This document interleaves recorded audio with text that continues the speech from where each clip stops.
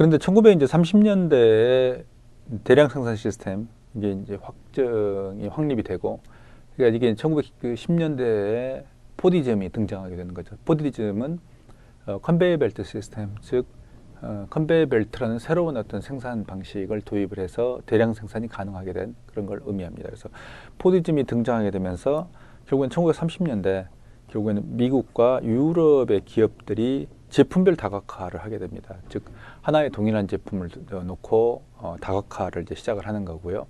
그리고 또 하나는 이제 제품을 기반으로 하는 어떤 다각화죠. 그리고 지역별 다각화를 이제 동시에 수행을 하게 됩니다. 그리고 즉 지역별로 어떤 해당 지역에 적합한 어떤 제품을 개발한다든지 그 제품에 맞게 그 지역에 맞게 제품 다각화라는 이런 어떤 활동을 수행하게 되는 거죠. 근데 이런 어떤 급격한 기업의 어떤 팽창 과정에서 어떤 문제들이 이제 생기게 되냐면, 일상적 경영 활동에서 경영자가 굉장히 과도한 부담을 지게 된다는 것입니다. 앞에서 이제 기능별 조직을 우리가 다시 한번 보겠습니다.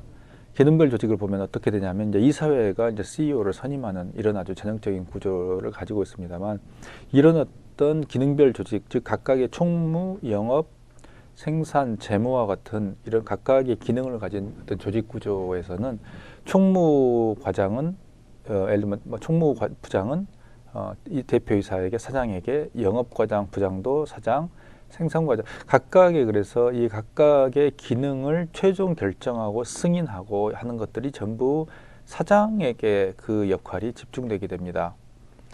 예를 들어서 영업하는데 문제가 발생했습니다. 그러면 그 영업하는데 문제가 발생했던 것은 하면 바로 영업부장은 CEO에게 보고를 하고, 영업이 안 됐습니다. 어떻게 해야 될까요?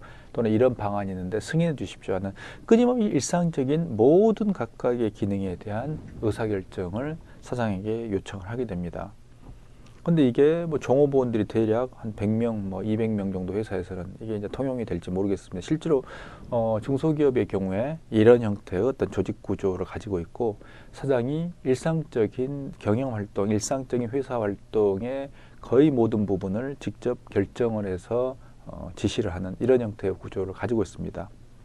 하지만 이게 뭐 삼성전자와 같이 뭐 예를 들면 20만 명의 조직 구조를 가지고 있을 때, 20만 명의 조직 구조로 계열사가 뭐 500개 뭐 이런 어떤 형태의 엄청난 규모의 조직을 가지고 있을 때, 이런 것들은 경영자의 엄청난 부담, 이건 불가능한 어떤 이야기입니다. 예를 들어서 계열사가 100개라고 그러면 100개의 곱하기 그 담당 어떤 총무과장, 아니면 영업과장이라고 생각을 해봅시다. 영업부장이 결국에는 100개의 회사에 영업부장이 있다고 그러면, 결국 이건 뭐냐면 100명의 영업부장이 매일매일 사장에게 보고한다는 말도 안 되는 상황이 발생하게 됩니다. 그래서 결국에는 일상적인 경영 활동에서 경영자는 벗어날 수 있는 이런 조직 구조가 결국에는 모색이 되게 되고, 이런 기업 조직 형태로 기능별 조직에서 사업부제 조직으로 일대의 전환이 일어나게 됩니다. 이건 사실 조직 구조상의 이슈에 있어서 사업부제 조직이 탄생한 것은 조직에 있어서의 굉장한 혁신이라고 생각을 할 수도 있습니다. 기존에 경영자의 굉장히 큰 제약이 있었던 그런 어떤 기능별 조직, 그러니까 경영자가 모든 걸 결정하는 구조 속에서 경영자가 큰 틀, 전략적 의사결정만을 하고, 이걸 나머지의 일상적인 것은 각각의 사업부장에게, 사업부의 책임자에게 맡겨주는 이러한 형태의 조직을 우리가 볼 수 있습니다. 자, 이게 이제 사업부 조직인데요. 하나는 이제 제품별 조직이 제품별 사업부라고, 이게 제품별 사업의 하나의 예입니다. 그래서 이사회 CEO 관계는, 사장의 관계는 똑같지만, 제품 사업부가 각각의 완벽한 형태의 자기 어떤 자회사 같은, 즉 하나의 독자적인 의사결정권을 가지고 있는 회사 같은 형태로 쪼개져 있다는 특징을 가지고 있습니다. 하지만 재미있는 것은 이게 사업부 자체가 기업으로 별도의 법인으로 분할되어 있지는 않다는 것입니다.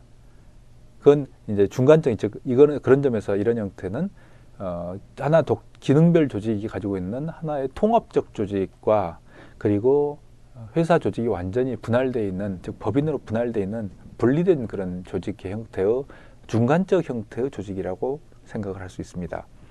그래서 예를 들어서 A 제품 사업부, 예를 들어 생각을 해보면, 개발과 생산과 판매라는 이 각각의 기능들을 A 제품 사업부는 모두 가지고 있고, B제품 사업부도 개발과 생산과 판매를 모두 각각 가지고 있습니다. 그래서 A제품 사업부의 제품을 B제품 사업부의 개발 단위에서 뭐 요청하거나 개발하거나 하지는 않고, 또 B제품 사업부도 C제품 사업부의 개발에 관여하지 않습니다. 그래서 이 사람들은 각각의 사업부의 책임자가 사업부장입니다만, 사업부장이라고 해서 이 사람들이 우리 과장의 부장이라고 생각하면 아주 큰 우리가 실수를 하는 겁니다. 그래서 사업부장이라는 것은 거의 뭐 삼성 같은 경우는 사업부장이 사장급이죠. 그 밑에 있는 개발부장은 뭐 전무급 뭐 이런 아주 엄청난 직함을 가지고 있기 때문에 이 사람들이 부장이라고 해서 세상 부장이 다 부장은 아니다라고 우리가 생각을 할 수가 있겠습니다. 근데 이런 어떤 사업부장이 가지고 있는 이런 성과를 어떻게 평가할 것인가. 그래서 1년에 이 사람들의 업적은 어떻게 평가하냐면, 예를 들어서 매출 또는 뭐 영업이익률 또는 뭐 순이익률, 이런 형태의 지표로서 숫자로서 평가를 하게 됩니다. 그래서 매출이 얼마인가, 올해 달성할 목표 매출인데 거기 달성을 했는가, 영업이익률은 얼마인가, 순이익률 얼마인가, 이걸 가지고 1년에 한 번씩 평가를 받고, 그 결과에 따라서 이 사람은 능력은, 즉 사업부 전체의 능력이 평가를 받는다는 것입니다. 그래서 경우에 따라서 각 사업부 중에서 예를 들면 D제품 사업부가 더 이상의 가능성이 없다.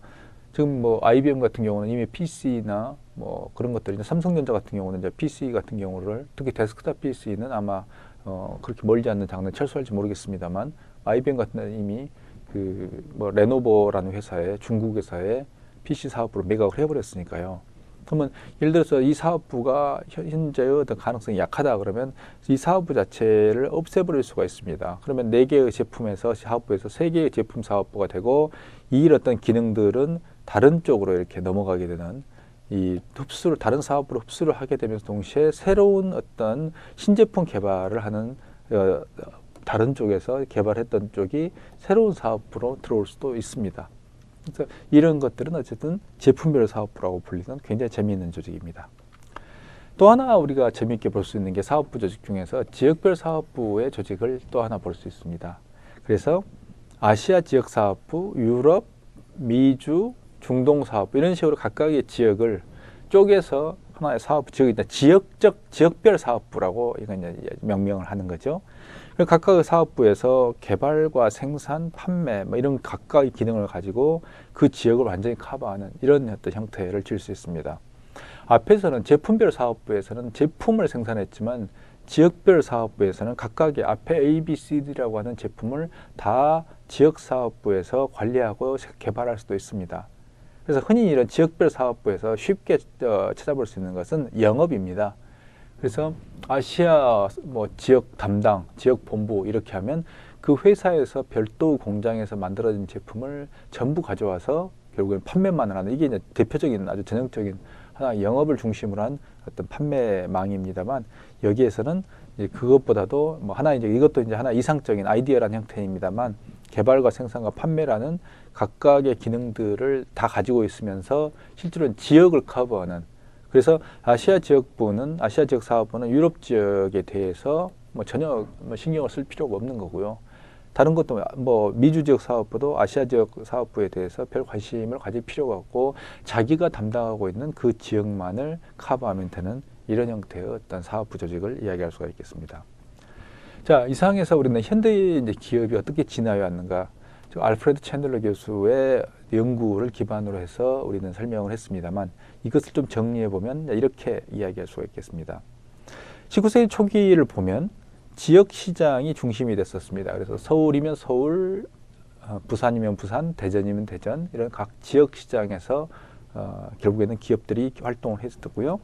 교통과 통신의 발달이 미약했고, 그러니까 즉 철도라든지 전신 이런 어떤 기능들이 등장하지 않았거나 아직 굉장히 미약한 수준이었기 때문에 이건 이제 지역 시장을 넘어가는 그런 건 어려웠습니다. 그다음 주로 이제 노동 집약적인 생산, 대량 생산의 어떤 시스템들이 아직 등장하기 전에, 특히 포디즘이 등장하기 전이기 때문에 결국에는 이런 것들이 소규모의 어떤 생산에 집중되어 있었다고 볼 수가 있겠습니다. 전략적 변화를 보면 기업 규모는 작았고요. 전문화된 기업이었고요. 즉 다각화된 기업 어떤 제품을 생산하는 여러 가지 종류의 제품을 생산하는 게 아니라 전문화된 기업을 전문화된 상태의 어떤 기업을 우리가 볼 수 있었던 거요. 지역 시장의 포커스라가 지역 시장에 집중되는 어떤 그런 형태를 볼 수가 있었습니다. 그래서 복잡한 어떤 경영 구조나 회계 기법이 없었고, 제가 아까 조금 전에 이제 개성상인 뭐 이런 말씀을 드렸습니다만, 실제로 이제 경영 조직에 대한 구조라든지 이런 게 없었고, 필요할 때 필요한 사람들이 이거 하는 이런 형태의 어떤 경영 활동이었고요. 중간 관리자도 뭐 존재하지 않았다는 뭐 이런 형태의 특징을 가지고 있습니다. 뭐 과장, 계장, 뭐 부장 이런 형태의 어떤 중간 관리자가 존재하지 않았었던 거죠. 근데 19세기 이제 후반에 오게 되면 철도와 이제 통신이 발달하게 되고 이게 시작됩니다. 그 다음에 대량 생산과 대량 유통이 이제 시작되게 되는 거고, 그렇게 되면 이제 어떻게 시작이 되냐면 지리적 확장이 시작되고 전국적 유통이 시작되고 생산 품목이 확대가 되고 전방 통합이 이제 시작이 되는 이런 것들을 이제 볼 수 있습니다. 전방 통합이라는 건 어떤 거냐면 주로 이제 유통의 생산 쪽에서 유통으로 진입해 들어가는 거죠. 그래서 유통 쪽까지 하나의 그러니까 즉 수직적 통합을 통해 가지고 생산이 생산과 유통이 일체화되는 이런 것들을 이제 전방 통합이라고 부릅니다만, 그래서 결국에는 생산 품목이 확대가 되면서 유통망이 독자적인 유통망이 요구가 되는 이런 형태를 전략적 변화를 생각할 수 있겠습니다. 조직의 변화는 이제 앞에서 봤지만 기능적 구조가 됐죠. 그리고 탑 매니저, 즉 매니저들 중에서도 위에 이제 전체를 관리할 수 있는 어떤 탑 매니저 이런 사람들이 이제 등장하게 됐었고요. 회계하고 관리 시스템이 이제 등장하기 시작했고, 라인과 스텝 기능, 즉 기능적 구조에서는 사장과 직접적으로 각 기능의 책임자들, 과장이나 뭐 생산 과장, 생산 부장 이런 사람들이 사장과 직접적으로 커뮤니케이션하는 그런 구조가 이제 라인에 대한 구조입니다만, 그걸 이제 서포트하는 스텝. 그러니까 직접 라인에 들어가지 않지만 뭐 사장에게 조언을 한다든지 이제 어드바이저리 보드라고 부릅니다만, 뭐 그런 자문위원회라든지 또는 회사 내에서 뭐 비서실이라든지 뭐 비서 기능이라든지 이런 어떤 스텝 기능들도 이제 등장한다고 이제 이 상황에서는, 즉 이 시대에는 볼 수 있습니다. 20세기 초를 보면 이제 유통망에 초과 능력이 생깁니다. 그래서 자금에 대한 여유가 생기고 성장에 대한 아주 강한 욕구가 생기기 때문에 이렇게 되면 제품 다각화하고 이제 대량 생산 시스템이 본격적으로 이제 확산되기 시작합니다. 그래서 그러면 최고 경영자에 대한, 즉 사장에 대한 기능적 조정이 굉장히 부하가 늘어나게 되고 기능적 조정을 해야 되는 필요성이 증가하게 됩니다. 그러면 결국에는 엄청난 양의 업무량에 시달리기 때문에 그걸 결국 해결 안 하고 효율적으로 경영을 하는 그런 어떤 아이디어에 대한 대안, 즉 대안적 아이디어가 뭐냐면 사업부 조직입니다. 그래서 일상적 운영과 전략적 경영 자체를 분리하는, 그래서 사업부 조직을 택하게 되면 실질적으로 최고 경영자, 즉 CEO는 전략적 의사결정만을 주로 담당하고 각 사업부의 성과를 체크하고 분석하고 하는, 그래서 실질적으로 인사권과 의사권을 사업부장이 완전히 위임을 받게 되고, 그 사업부장이 위임을 받은 그 기반에 의해서 경영활동을, 그러니까 과거에는 사장이 했던 그 일상적 경영활동을 완전히 사업부장이 담당하게 되는 이런 어떤 구조로 바뀌게 되는 겁니다. 그래서 크게 결국에는 처음에 19세기 초기에 산업혁명 이후에 그런 현대 기업 조직이라고 볼 수 있는, 즉 기업 조직이 존재하지 않았던 그런 때하고, 그 다음에 기능적 구조가 등장하게 된 때, 사업부 조직이 등장하게 된 때, 이 세 가지로 크게 시대를 나누어서 살펴보았습니다. 자, 그러면 조직 설계에 대한 이야기를 우리가 이제 원리적인 이야기를 좀 해보겠습니다. 그래서 왜 이런 조직 설계를 이제 사업부 조직이나 뭐 기능별 조직이나 우리는 조직의 형태에 대해서 우리는 살펴보았습니다만, 조직 설계의 원리라는 게 무엇일까 하는 것에 대해서 우리는 여기서 살펴볼 필요가 있겠습니다.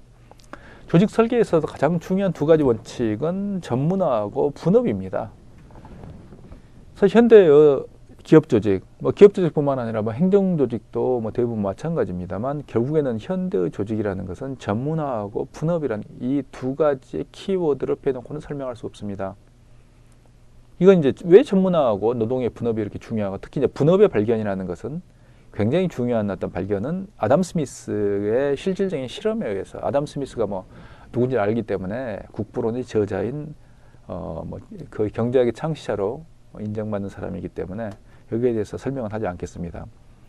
근데 아담 스미스가 그의 어떤 실험에서 발견된 게 뭐냐면 오핀이죠. 우리가 오핀을 보면 뭐 이제 머리가 있고 그다음에 뭐 뒤에 이제 구부러진 부분도 있고 그리고 뭐 앞에 핀도 있고 뭐 이런 거죠. 오핀을 보게 되면 이게 머리 부분, 그다음에 이게 뒤에 구부러진 뭐 이게 이제 부분, 그다음에 이렇게 돼 있죠.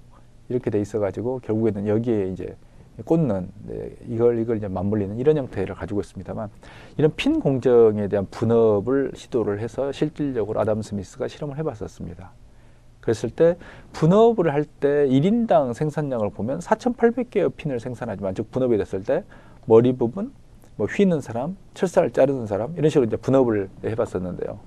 분업을 하지 않았을 경우에 20개 이하의 핀을 생산하는 걸 이 사람은 발견합니다. 대단한 발견입니다. 분업의 원리를 발견했다는 것은.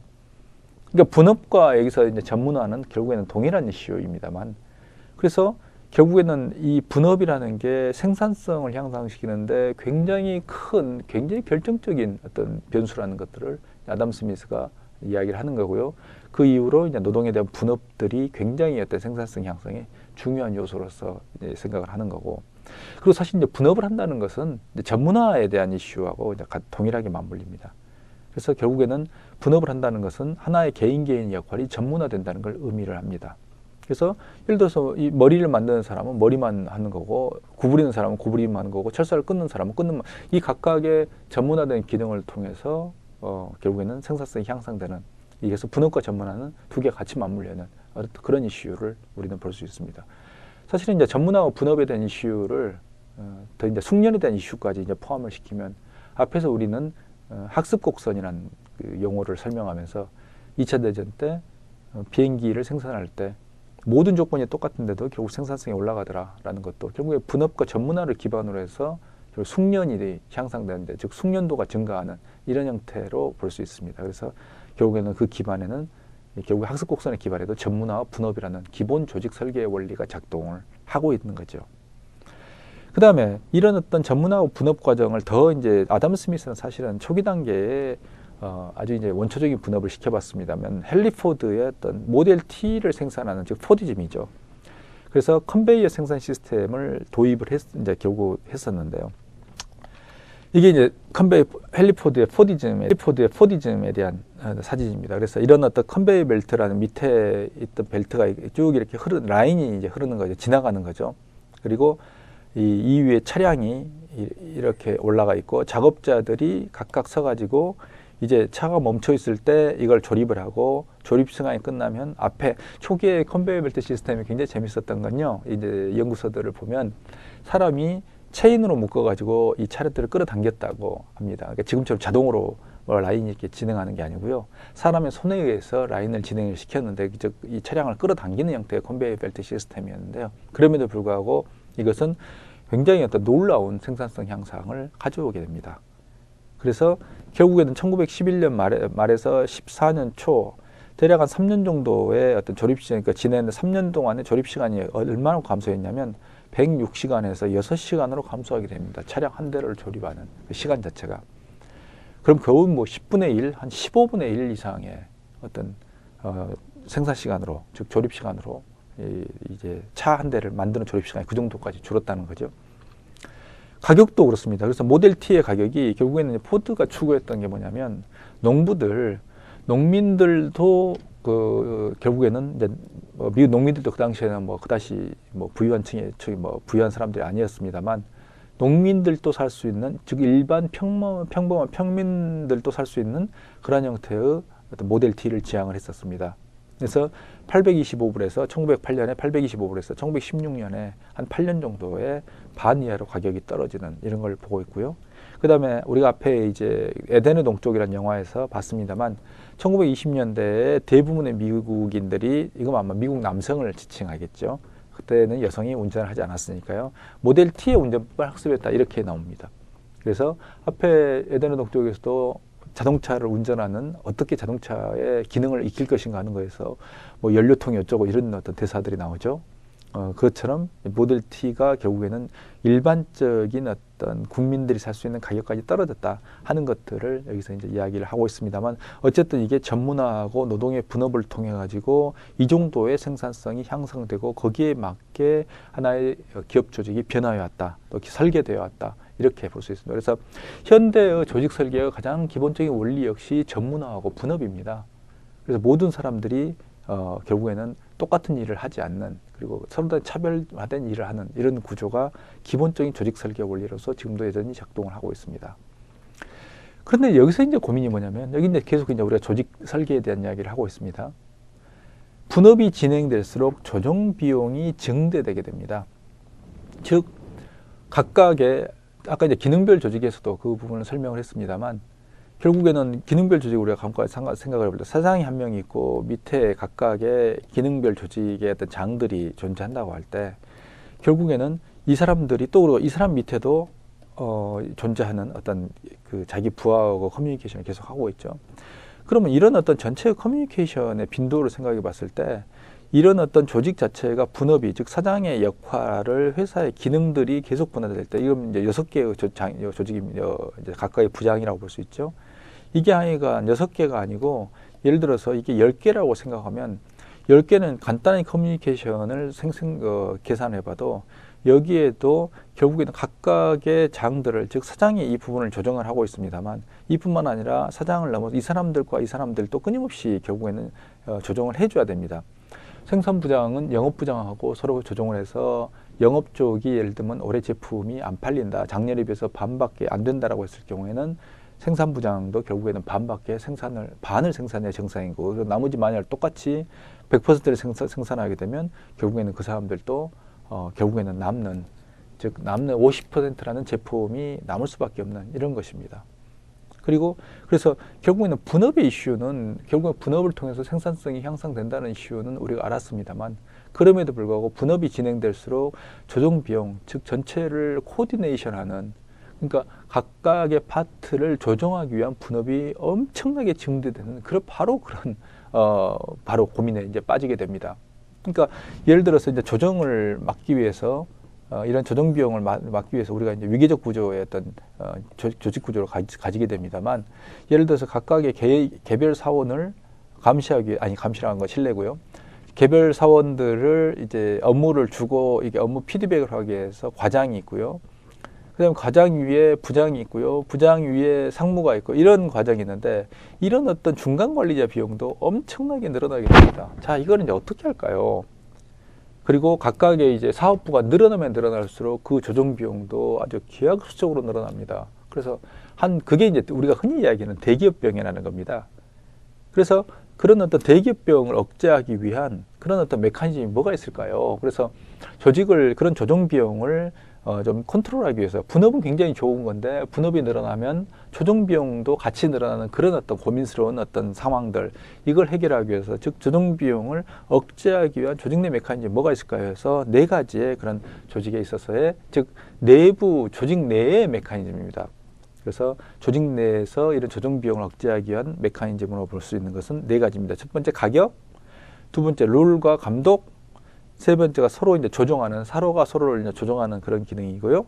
네 번째가 루틴, 일상적으로 눈에 보이지 않는 그런 어떤 룰을 루틴이라고 부르죠. 그래서 이런 어떤 4가지의 것들을 우리는 조정 비용을 억제하기 위한 것들로, 어떤 메커니즘으로 볼 수가 있습니다. 자, 여기서 이제 하나하나 거기에 대해서 생각을 해보도록 하겠습니다.